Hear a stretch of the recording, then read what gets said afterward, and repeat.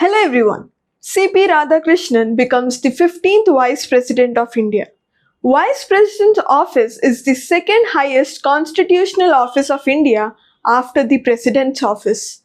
And the Constitution did not mention who would be performing the duties of Vice President when the seat falls vacant. Article 63 of the Constitution mentions that there shall be a Vice President for India. Article 64 says that the Vice President would be the chairman of the Rajya Sabha. Article 65 mentions that the Vice President would be acting as President during the casual vacancy in the office of President. Now let us discuss the election procedure of Vice President. The first step is nomination.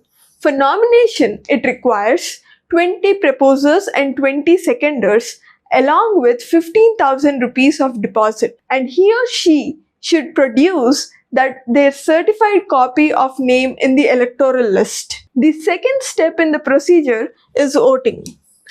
The Electoral College consists of all the members nominated as well as elected members of both Lok Sabha and Rajya Sabha. Voting is based on system of proportional representation, single transferable vote, and it has secret ballot.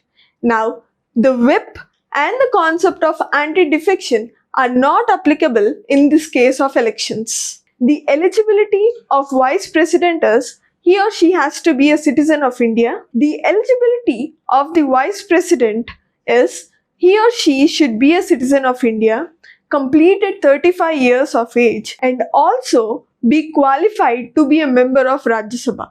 Do let me know in the comment section which article has given the eligibility of Vice President. Thank you.